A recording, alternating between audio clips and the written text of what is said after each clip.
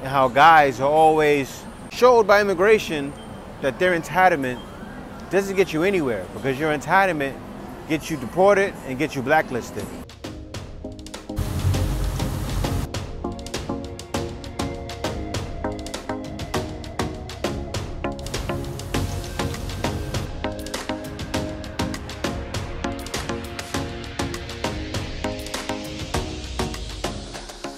Thanks again for watching my YouTube channel. It's the Black Filipino TV. Now today, we're in BGC. Now to get here, we took the boat. If you want to save money traveling to the Philippines, do this. It's not just do this, it's do this.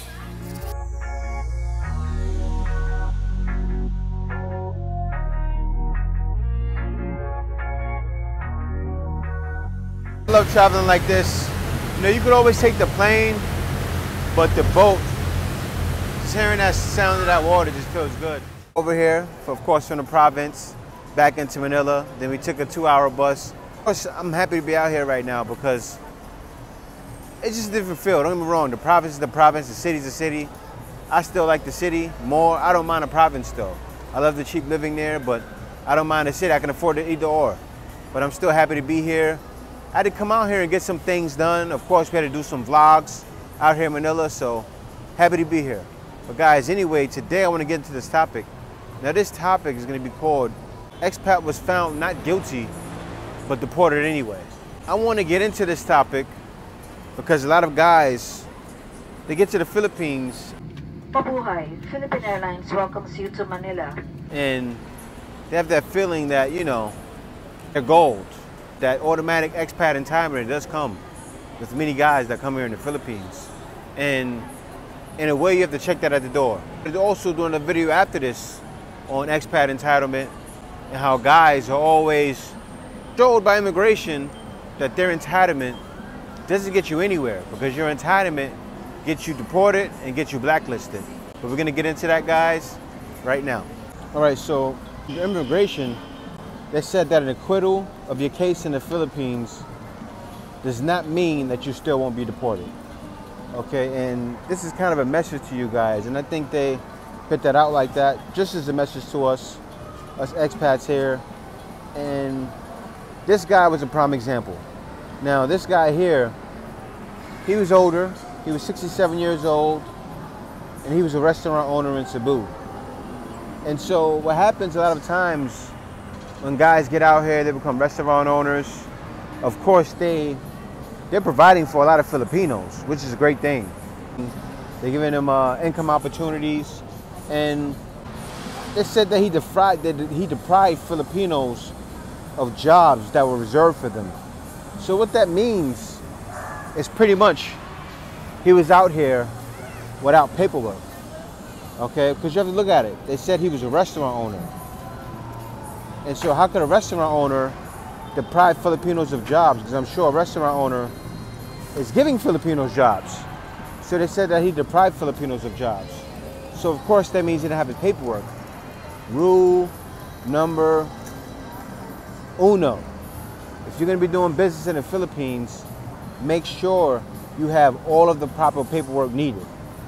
That's number one. I mean, because if you don't have the right paperwork, this is what happens.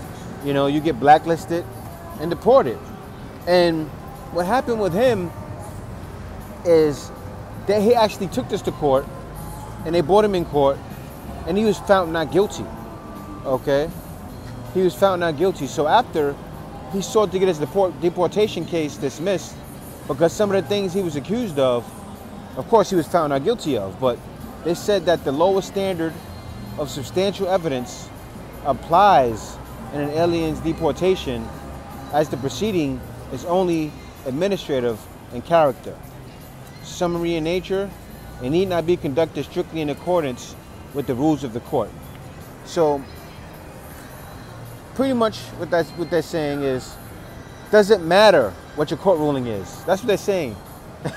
in layman's terms, for the simple man like me, they're pretty much saying, it doesn't matter. Oh, what's the guy's name? I forgot the guy's name. When he said, it doesn't matter what your name is. Oh, The Rock. It doesn't matter what they said in court. It doesn't matter what you think. You're getting deported from this country, and that's how they really feel, especially if you're an undesirable. And what makes you an undesirable?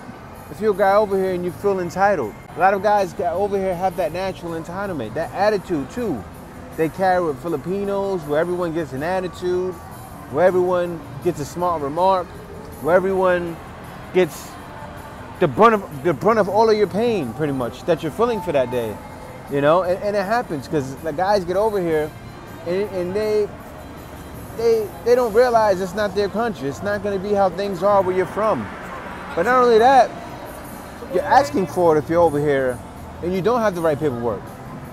Because not all the time, though, you have to think, not all the time is the Bureau of Immigration looking to make examples out of guys. They're not.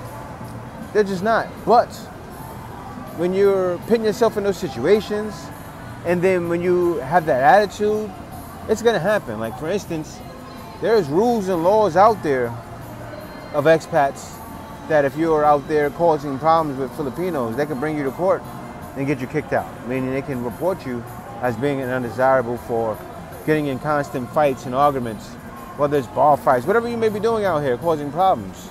You know, you can get deported for that. I mean, for the smallest things. But anyway, this wasn't the smallest thing. This was him actually being an undesirable, and that led to his issue. Okay? And I mean, they simply weren't playing with this guy. They simply wasn't playing with him. And he could have been extra grumpy and had that attitude. But of course, if you're thinking I'm the man, I'm acquitted, I'm free of all these things, the BI will definitely have another word for you. And a lot of times that'll be, you gotta go. You're not wanted here. And at the end of the day, they said we ruled that his presence in the country poses a risk to public interest and add him to the blacklist. Now that means, of course, that could have been additional, okay? That could have been additional. We don't know what that means, actually, to be real with you, but it can be additional. In addition to what happened, they said that we ruled that his presence in the country posed a risk to public interest and add him to the blacklist. So that could have been an addition. And guys get put in that addition all the time.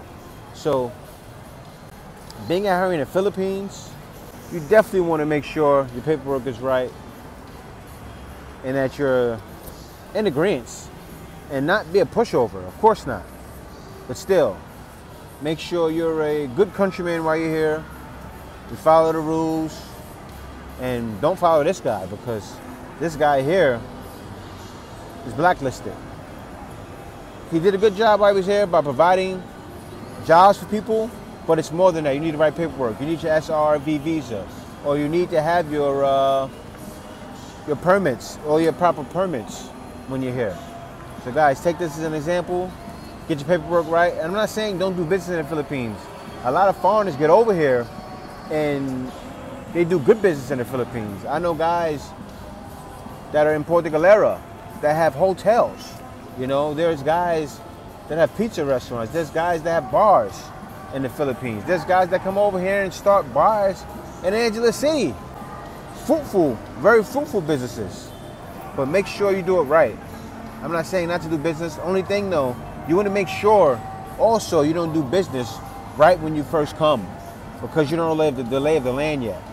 You don't know the lay of the land, and you don't know what you're getting yourself into yet. Get out here. Really learn the area. Take a good year to learn the area and learn what's happening around you.